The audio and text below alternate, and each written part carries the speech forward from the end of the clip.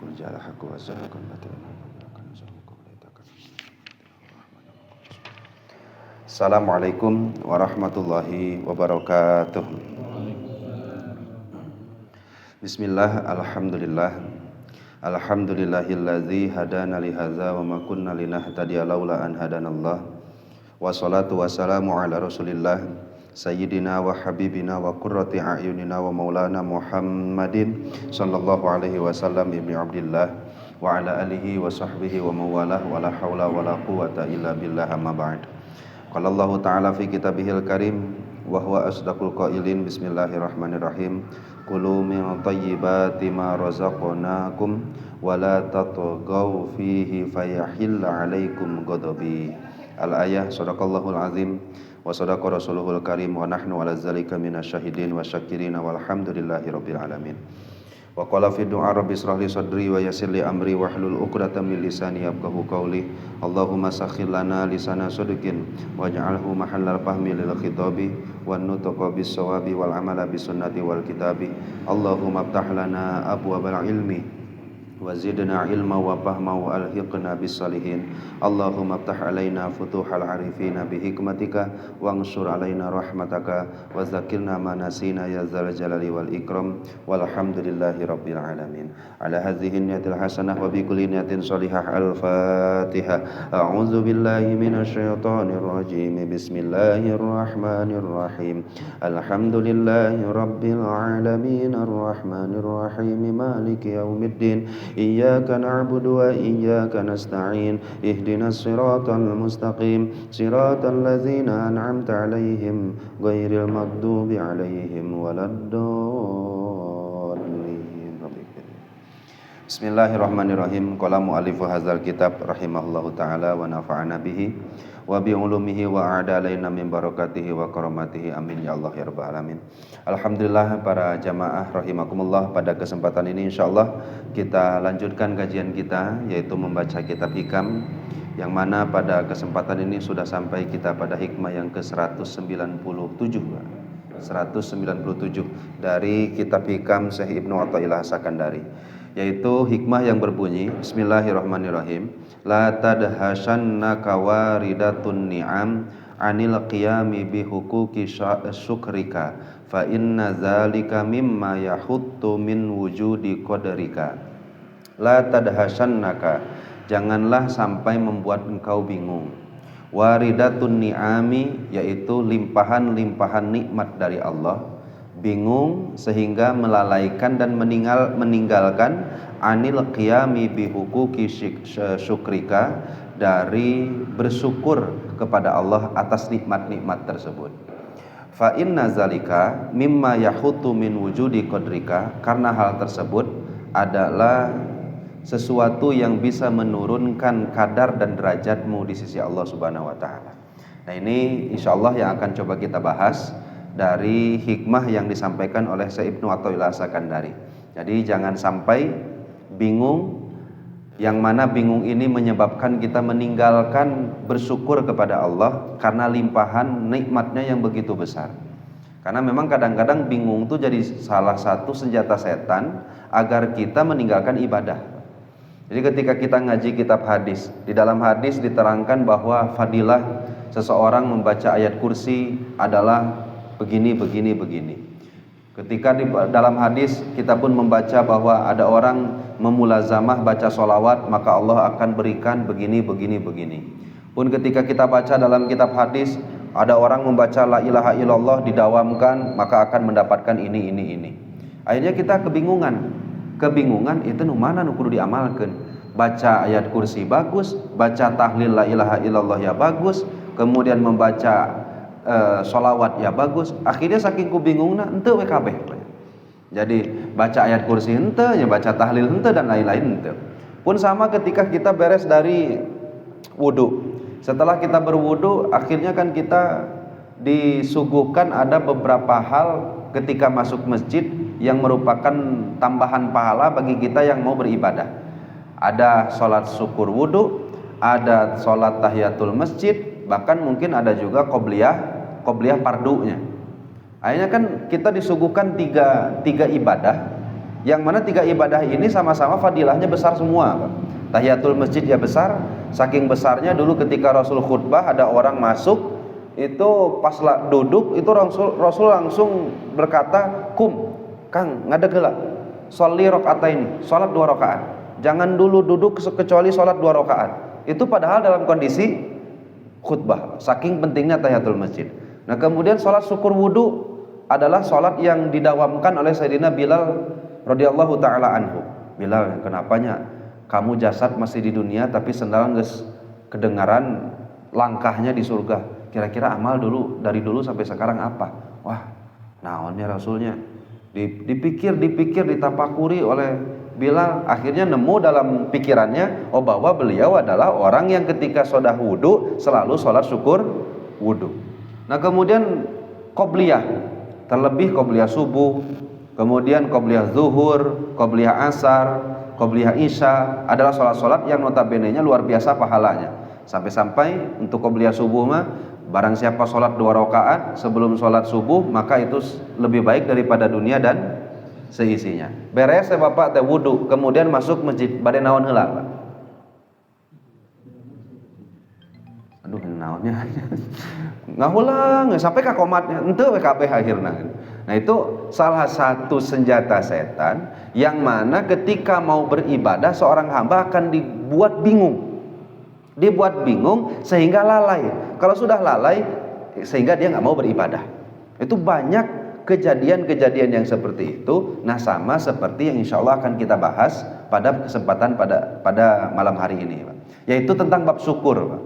Jadi kalau kita maknai syukur, sehakikat-hakikatnya syukur adalah maknanya ketika seorang hamba mempersembahkan ibadah kepada Allah agar ibadah tersebut menandingi atau menyamai dengan nikmat-nikmat yang telah Allah anugerahkan kepada kita.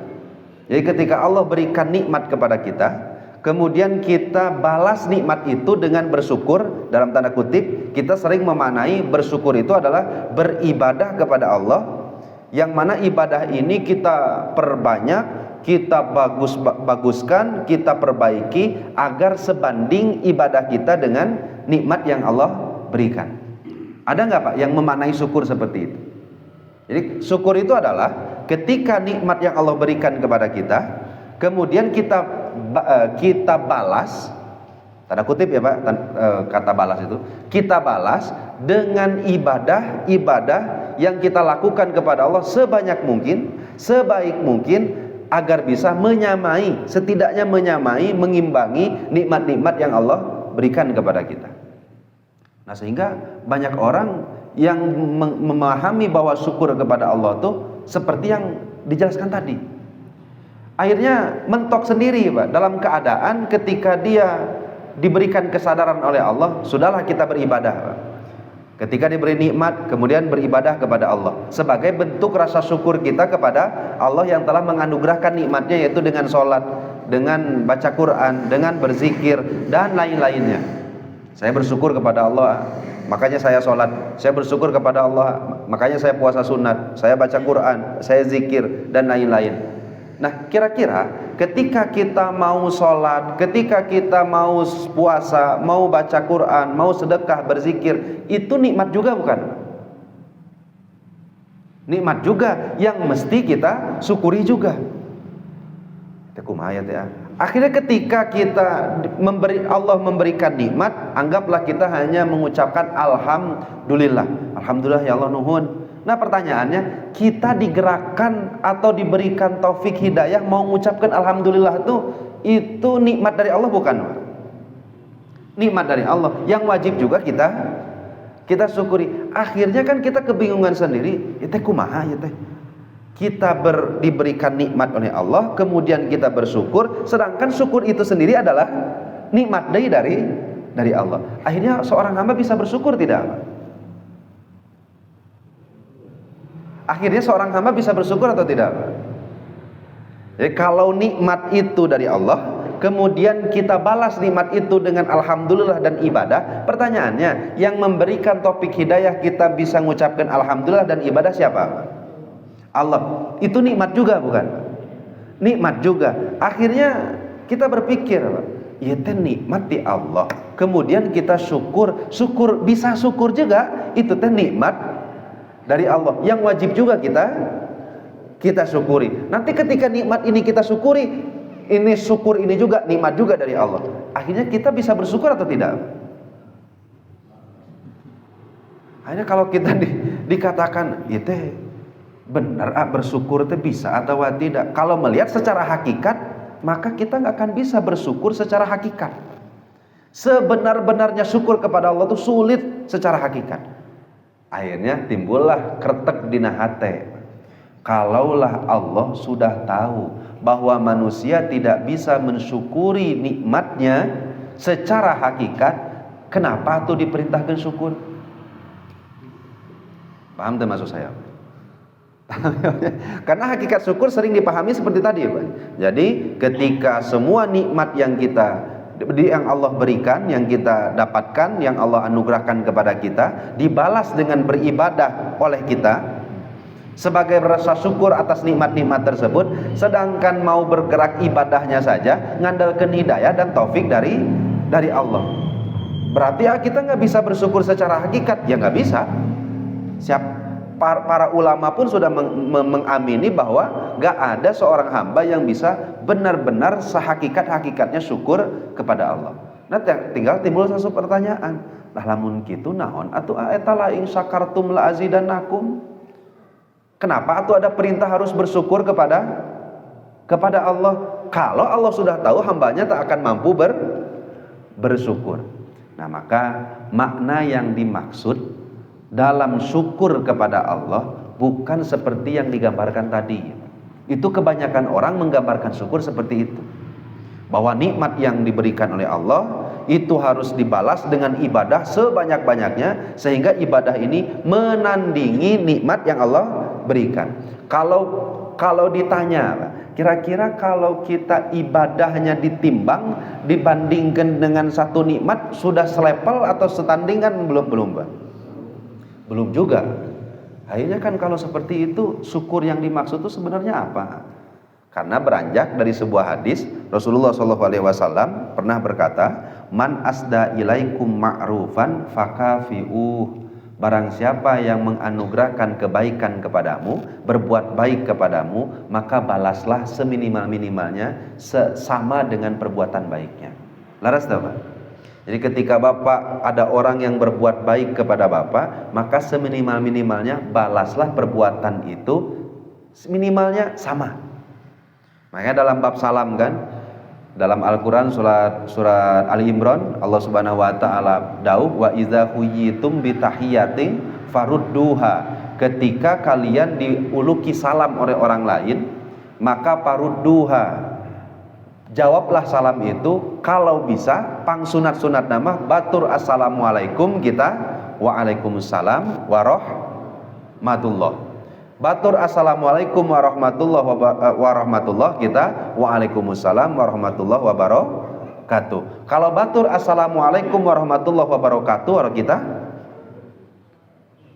waalaikumsalam warahmatullah wabarakatuhu wa hidayatuhu. Artinya apa? Artinya ketika ada orang berbuat baik, seminimal-minimalnya sama. Kalau tidak, bagus nama melebihi. Kalau konsep syukurnya kepada hamba dibawa sesama hamba, dibawa kepada Allah, bisa mual? Gak akan bisa nyambanya. Nah makanya yang disampaikan oleh Rasulullah tadi adalah tanda bersyukur, cara bersyukur, cara berterima kasih kepada makhluk. Sedangkan kepada Allah, nah kita bacakan satu ayat. Apa kata Allah? Kulu min thayyibati ma razaqnakum.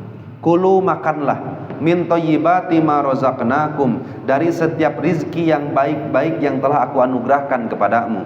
Tapi ingat, wala tatghaw fi, janganlah engkau melewati batas di dalamnya. Makanlah rezeki yang aku telah anugerahkan kepadamu, tapi omat, jangan sampai melewati batas, jangan sampai melenceng dari jalur yang telah aku tetapkan pada nikmat tersebut. Artinya apa? Syukur itu apa berarti? Maka kata Syekh Ramadan Al-Buti adalah Syukur maknanya ketika nikmat yang Allah berikan tidak digunakan untuk bermaksiat. Itu yang dituntut oleh Allah dari kita. Yang penting nikmat yang Allah berikan tidak membuat kita melenceng, tidak membuat kita melewati batas dari apa yang telah Allah tetapkan.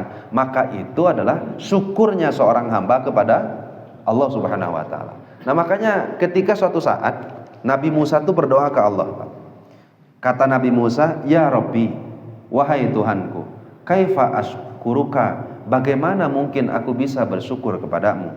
Wa ana la astati'u an askuraka illa bi ni'matin saniyah."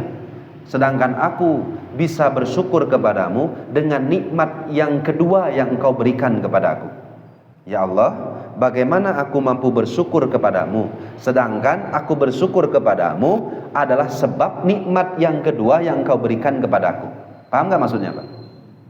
Ya Allah, bagaimana mungkin aku bisa bersyukur dan mengucapkan alhamdulillah sedangkan untuk mengucapkan alhamdulillah aku butuh nikmat taufik dan hidayahmu.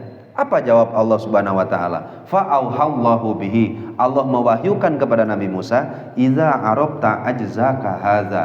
Wahai Musa, ketika kamu sudah tahu dan paham betul kelemahanmu ini, ketidakmampuanmu ini, fadzalika huwa syukrul ladzi uriduhu minka, maka itulah syukur yang aku harapkan darimu. Artinya apa? Ketika seorang hamba sudah merasa tidak bisa bersyukur sehakikat-hakikatnya kepada Allah, merasa dirinya lemah untuk bisa berterima kasih atas semua nikmat yang Allah berikan, maka itu adalah syukur yang Allah harapkan dari seorang hamba.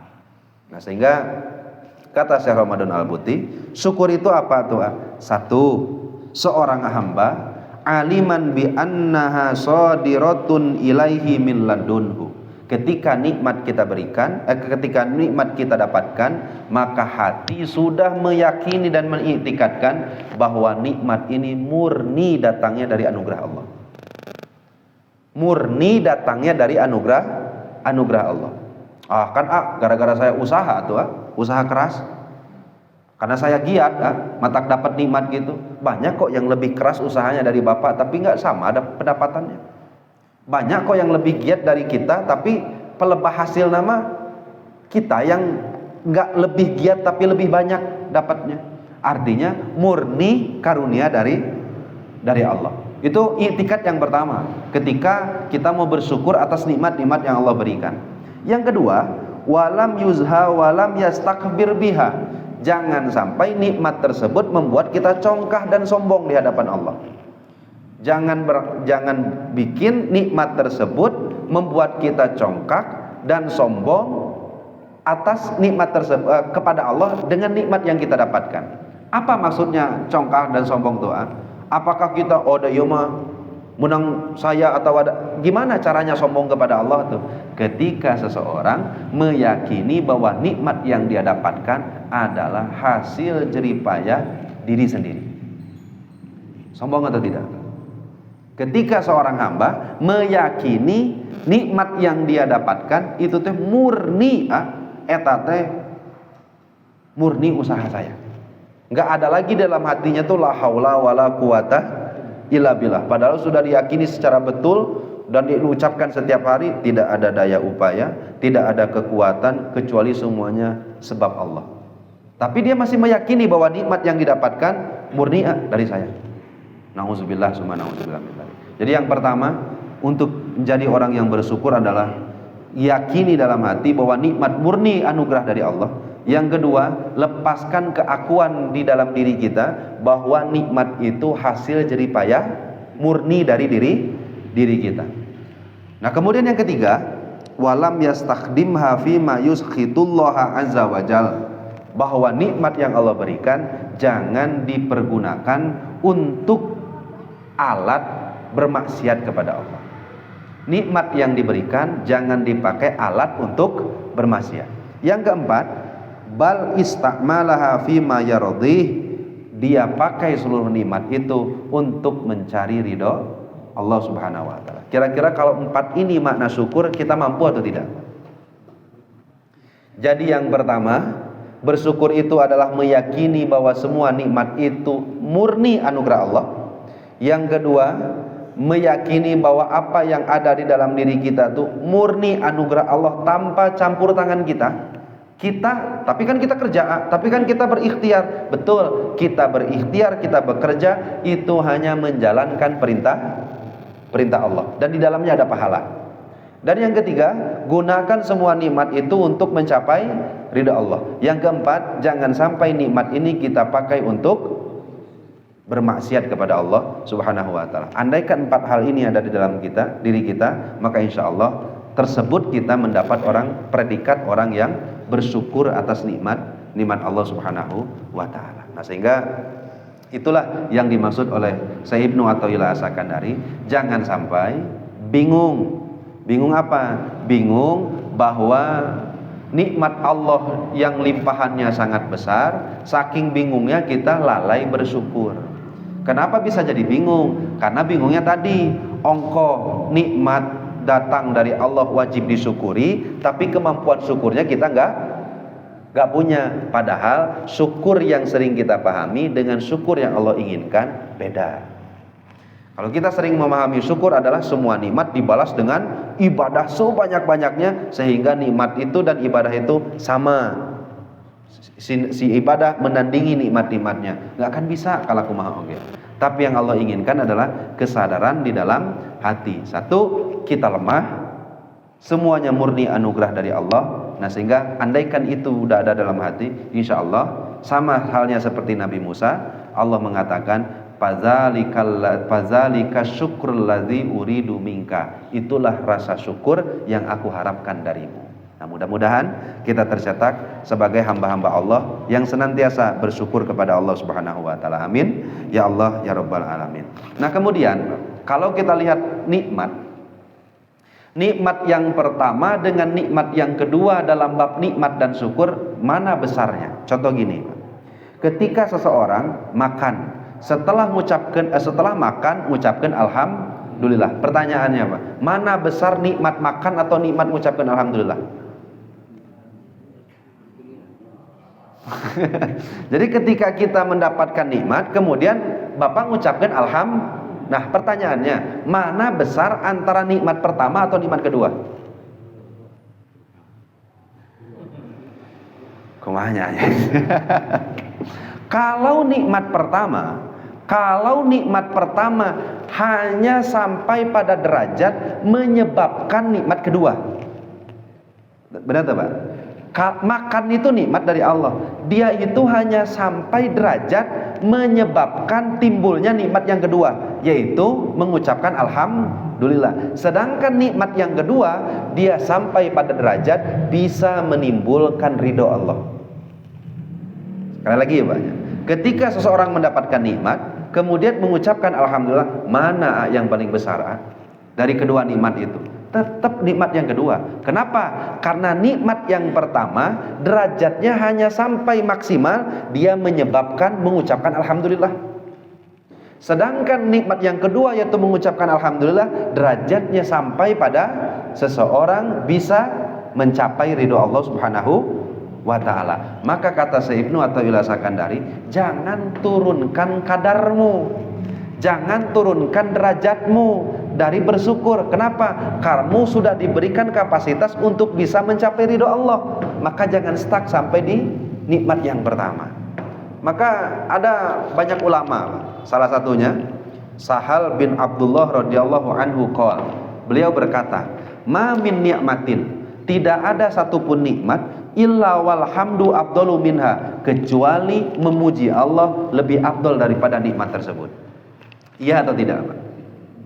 Nggak ada satupun nikmat yang alhamdulillah pasti lebih afdal daripada nikmat tersebut. Wa ni'matul lati alhama bihal hamdu afdalu minal ula li'anna syukra yastaujibul mazid. Kenapa? Karena kalau hitung-hitungan duniawi, nikmat yang pertama hanya sampai tenggorokan kalau itu makanan dan minuman. Tapi nikmat yang kedua itu bisa menarik nikmat-nikmat yang lainnya secara duniawi. Tapi kalau secara ukhrawi, nikmat yang pertama hanya sampai pada derajat dia bisa menimbulkan nikmat yang kedua. tapi nikmat yang kedua dia bisa menarik ridha Allah Subhanahu wa taala.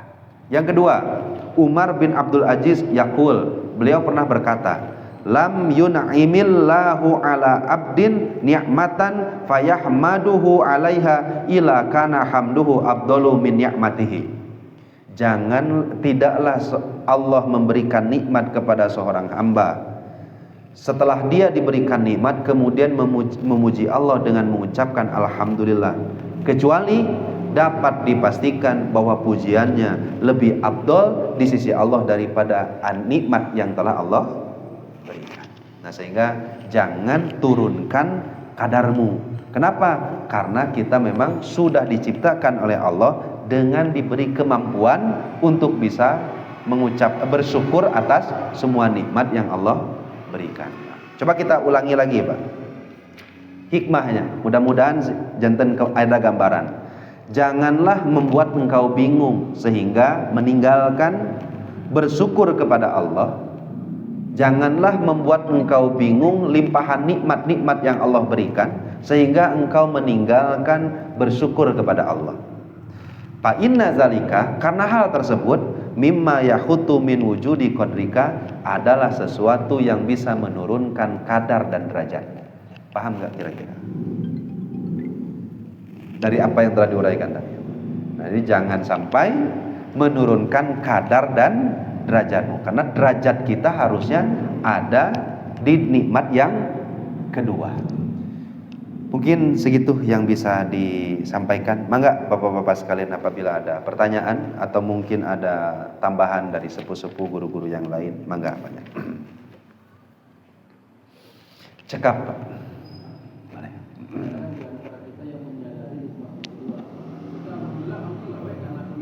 Betul. Betul. Nah, sebenarnya kita ngaji tasawuf, ngaji bab akhlak, itu tiada lain tiada bukan adalah membangun kesadaran. Membangun kesadaran, membangun rasa hamba kepada Tuhannya.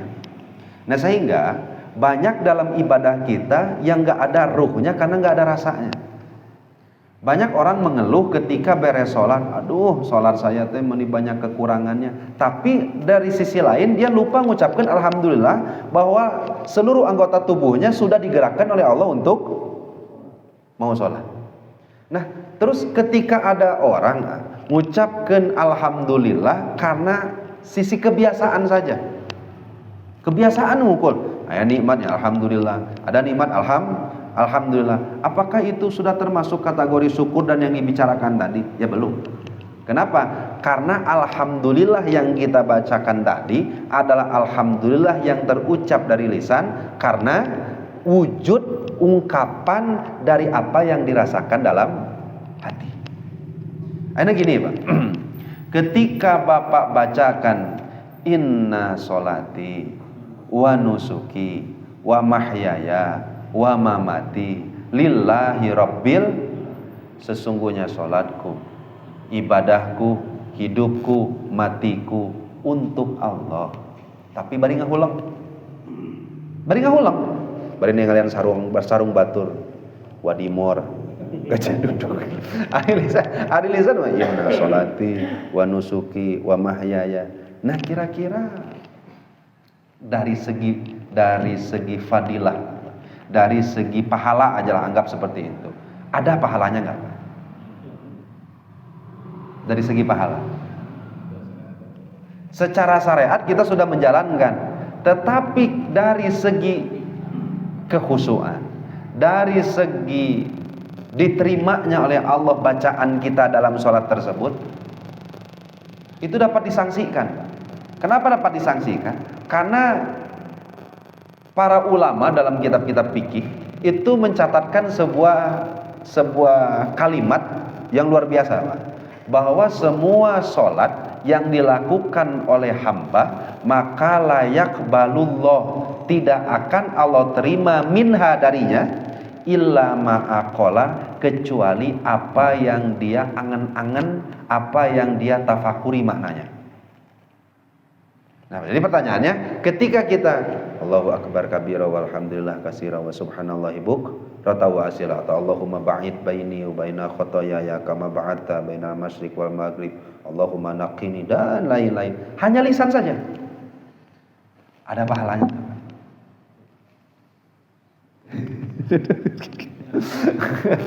Secara syariat yang usaha menikarunya menita di pahalaan, ya udah pahala, dapat pahala, diterima mual. Nah, karena punten banyak, karena yang dilatih oleh para ulama ketika kita ibadah adalah bukan saja tubuhnya yang seakan-akan tunduk di hadapan Allah. Karena kalau tubuh saja yang tunduk dan taslim di hadapan Allah, munafikin ke punya. Abdullah bin Ubay bin Salul itu sama-sama menghadap kiblat, sama-sama ngaku Islam, tapi hatinya tidak seperti itu. Akhirnya kan kita bertanya-tanya, Pak. Ketika kita sholat, ini kita akan ngobrolkan tasawuf, tapi bab syukurnya nanti nggak akan dilewat. Nanti kalau kita ngobrolkan bab sempurnanya, ketika kita sholat, tapi hati kita nggak hadir, ya apa yang dibaca dengan apa yang dilakukan, apa yang dibaca dengan apa yang di dalam hati beda. Itu kan hampir sama dengan nikmatnya datang, lisannya alhamdulillah, tapi hatinya tidak meyakini, tidak hadir pada saat itu bahwa nikmat ini murni dari Allah. Itu kira-kira dapat nggak pahala? Ya dapat. Tapi kalau Bapak bertanya, syukur bukan yang kayak gitu? Syukur nggak? Nah, sama seperti tadi, kira-kira tadi inna sholati wa nusuki itu dapat nggak pahala? Ya dapat. Tapi sholat bukan. Tapi sedentena ku digerakkan bisa sholat. Kita lisan digerakkan membaca inna sholati. Kita bisa bergerak tubuh kita, itu pun sudah nikmat luar biasa. Tinggal kedepannya ya tetap bersyukur, berdoa kepada Allah, terus di-upgrade oleh Allah kebiasaan tadi menjadi ibadah. Gitu Bang itu. Ayah dari Pak kita. Tanapi cekapnya. Mudah-mudahan sing ada manfaatnya. Mudah-mudahan di tahun baru ini ya kita sing dipaparinan iman yang lebih kuat oleh Allah Subhanahu wa taala, ibadah yang lebih istiqomah. Dulu ketika di pesantren, ingat banyak ini terakhir. Ketika di pesantren kalau datang tanggal 1 Muharram itu biasanya santri-santri disuruh baca ayat kursi. Kalau Bapak punya waktu, baca ayat kursi pakai bismillah. Jadi setiap baca ayat kursi awali dengan bismillah, dibaca 360 kali. Eta sakali duduk henteu, bari ngagoler pe, bari ngopi bari memotoran pe. Sampai kapan waktunya dari maghrib sampai sebelum maghrib besok. 360 kali. Dalam kitab Kanzun Najah Wasurur, seminimal-minimalnya. Kenapa harus 360-an? Teu 30 genep wae. Cek Bapak. Atau 3 we atulah. Ini loba-loba teh karena 360 itu 1 tahun. 1 tahun kata para ulama di awal tahun membaca ayat Al-Kursi, salah satu fadilah yang ditajrib oleh ulama, yang pernah diamalkan oleh ulama, itu sekurang-kurangnya setiap tahunnya akan Allah lindungi dan jaga perharinya, minimal dijaga dari dikuasai setan untuk tahun yang akan datang. Nah, itu bacaannya ayat Kursi 360 kali. Nah, fadilah selanjutnya mah rasakeun we ku nyalira. Nah, emang kenapa gitu? Karena di pesantren ge adatnya biasanya gitu. Ya amalkeun, amalannya sama, tapi pamanggihna beda-beda. Nah, makanya udah amalkan yang ada waktunya, ada luangnya. Nah, itu diamalkan, mudah-mudahan sing ditampi ke Allah Subhanahu wa taala. Kita tahu ke setahun yang akan datang pun sing dijaga dirangsa oleh Allah Subhanahu wa taala. Amin. Ya Allah ya rabbal alamin. Wal afu minkum. Wassalamualaikum warahmatullahi wabarakatuh.